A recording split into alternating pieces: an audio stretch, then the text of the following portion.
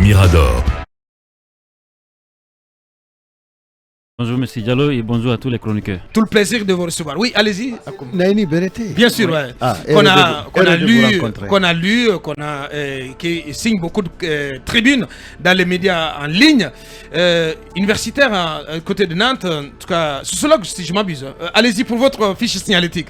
Merci Bien. de m'avoir invité et Ouais. tout le plaisir pour moi d'être là sur ce plateau, à côté des grands noms des journalistes là, Merci. que vous êtes. Merci, tout le plaisir En tout aussi. cas, félicitations pour la contribution au débat démocratique en Guinée Merci. et aussi pour la pluralité médiatique Très bien. qui est important pour un pays. Merci. Et c'est qui Alexandre Naini Berete? Écoutez, Alexandre Naïbété est un Guinéen et je suis diplômé en sciences politiques, diplômé également en droit. Ouais. Et je suis actuellement à Nantes, à l'université de Nantes. Bien. Des questions sur la transition. Allez-y, Emmanuel.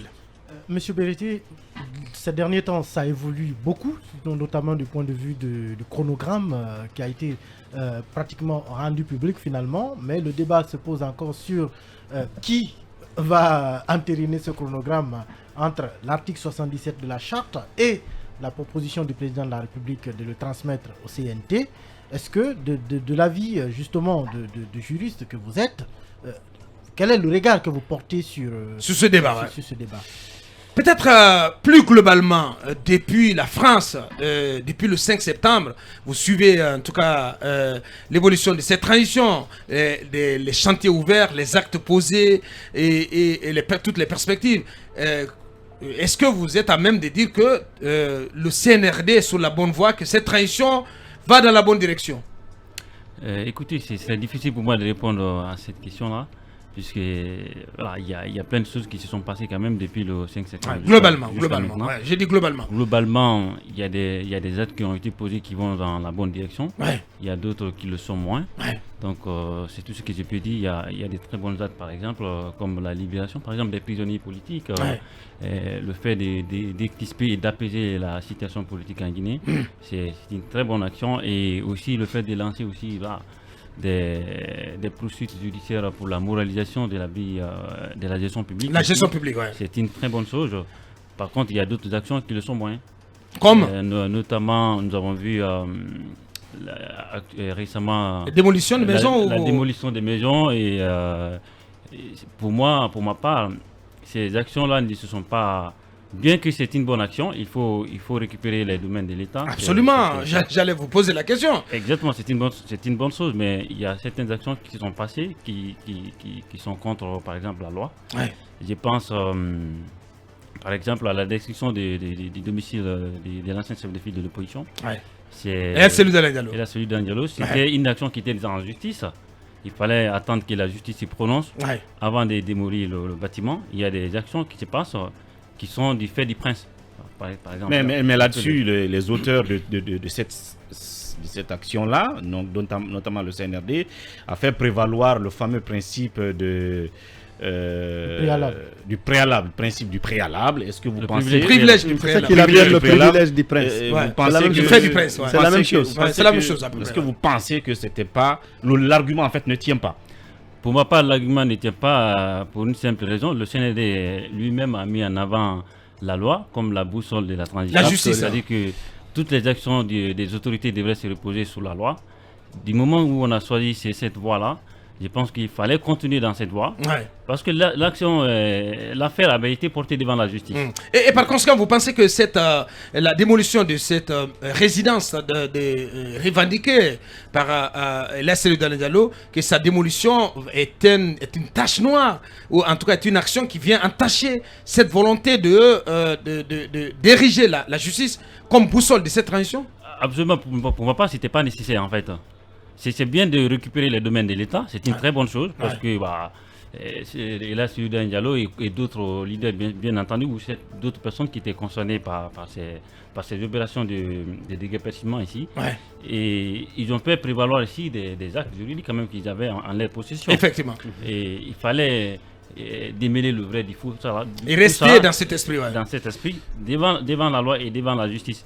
Du moment où on est en justice, il n'y avait pas besoin ici d'aller démolir la maison. Il fallait d'abord attendre que la justice se prononce. Allez-y, C'est là où Akuma. se trouve Mais la question. Le chronogramme, le Monsieur débat, Naini, euh, Je vais revenir oui. à sa question, si vous me permettez, M. Akumba. Ouais. Sur le chronogramme de la transition, c'est un sujet qui fait beaucoup débat en ce Ouais, moment. absolument. Moi-même, j'ai eu à faire un papier là-dessus Ouais. récemment. Il y a des lectures qu'on peut avoir. La première lecture est que est de considérer l'actuel CNT, le Conseil national de la transition actuel ici, comme l'émanation de toutes les forces vives de la nation. Parce qu'il y a des représentants des partis politiques, il y a des représentants société civile. d'associations de presse qui vous êtes, il y a la société civile, il y a même les représentants des religieux. Ouais. Si on considère ces CNT-là, Sans oublier dans sa le CNRD, ouais. c'est dans sa configuration actuelle, Ouais. comme étant l'émanation des forces vives de la nation, on peut dire d'une part que le CNT est légitime de fixer le chronogramme de la transition. Ouais. Ça, c'est la première lecture qu'on peut avoir. Mais si on se fixe aussi sur l'article 77 que le monsieur a évoqué Évoqué. tout à l'heure de la salle de la transition, qui dit que le chronogramme est fixé de commun accord entre les forces vives de la nation et le CNRD. Ouais. Donc le CNRD a fait une proposition, 39 mois. Si on considère maintenant le CNT comme étant les forces vives de la nation, du coup, il reviendra au CNT de fixer et D'ouvrir un confirmer, débat ou de voter tout de simplement. confirmer plutôt la proposition, d'entériner la proposition qui a été faite. D'entériner ou pas? D'entériner ou pas. Est-ce qu'on... Ou pas, il est possible aussi qu'il n'entérine pas. Non, Bien sûr. Oui, mais Ça, c'est la première est-ce lecture. qu'on doit ouvrir un débat Attention. au sein du CNT avant d'entrer? Laissons-les aller au fond là. Non, j'ai ma question. Attention, ça, je disais, il y a des lectures. Oui. Ça, c'est la première lecture. Et ça, c'est une interprétation littérale ici de l'article 77. Ouais. Parce que tel qu'il est écrit. Mais il y a une autre interprétation qu'on peut avoir, puisque ce n'est pas toute la classe politique, ou plutôt pas toutes les forces vives de la nation qui sont représentées au CNT. Si on veut partir sur la base du consensus, comme les autorités l'ont affirmé depuis le début, pour ma part, il ne reviendra pas au CNT de fixer le chronogramme de la transition. Bien. Alors, Bien. vous voyez, c'est des lectures. Alors, Bien. Oui. vous me permettez. Allez-y, Akuma. Monsieur Naini, vous êtes politiste et c'est pour ça que j'aimerais avoir la lecture du politiste en matière de révolution des palais. De manière classique, les politistes, en tout cas pour la plupart, retiennent que une révolution des palais est suivie de 3 étapes pratiquement qu'on ne devrait pas mélanger. Il s'agit d'abord de la libéralisation, parce que quand le pouvoir change, le nouveau pouvoir a envie de donner un peu le goût de liberté à toutes les activités de la nation. Absolument. On a vu le colonel Mamadi Doumbouya ordonner la libération des prisonniers. La libéralisation étant plus vague, je ne voudrais pas être dans les détails, mais je prends juste ce cas de prisonniers-là. Ensuite, il y a l'étape de la transition. Et puis vient la 3e étape qui est celle de la consolidation de la démocratie.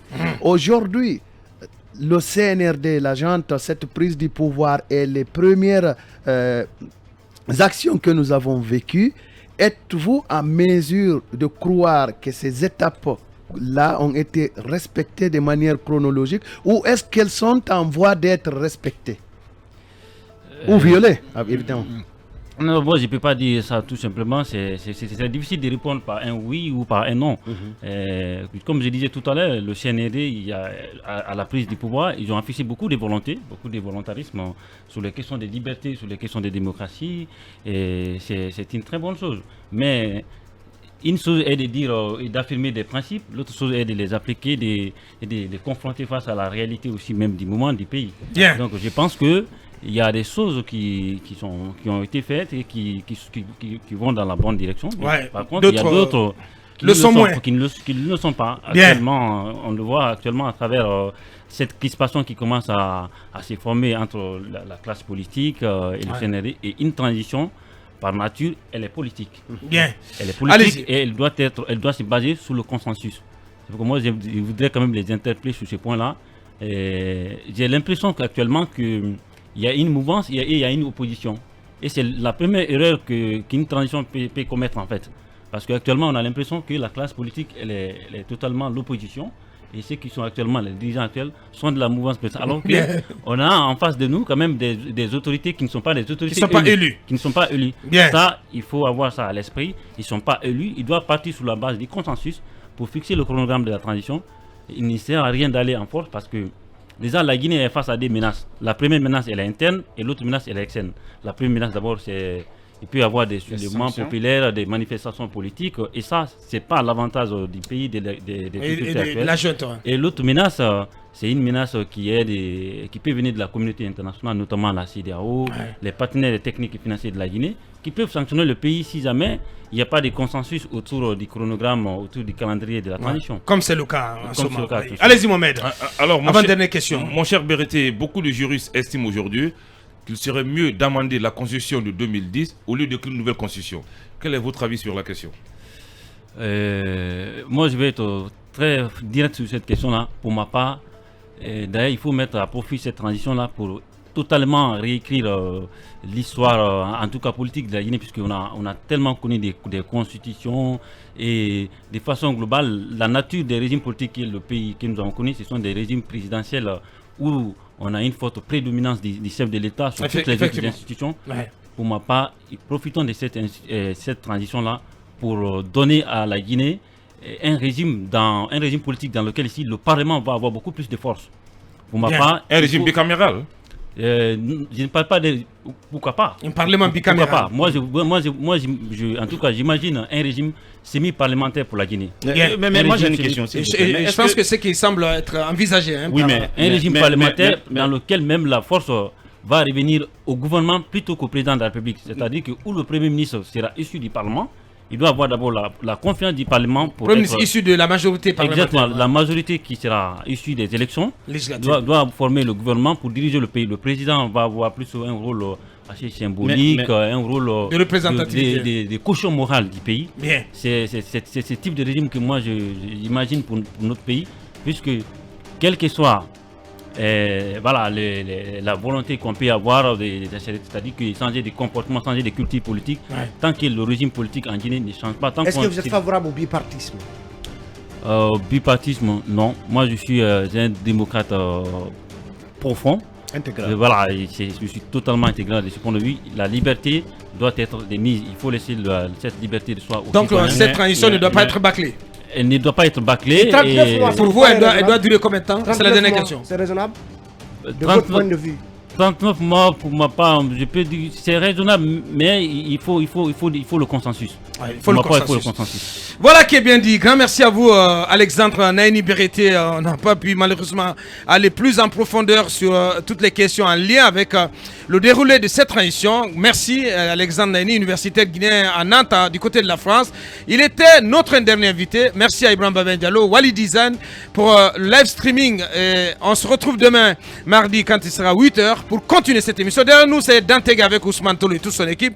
Au revoir et à demain. Portez-vous. Vous avez suivi l'émission Mirador, la grande messe de l'investigation journalistique, la plus grande tribune politique de la Guinée. Margarine, avec Armandi Bakar, numéro 1 en Guinée, Talibé Bari, Mama Fimef.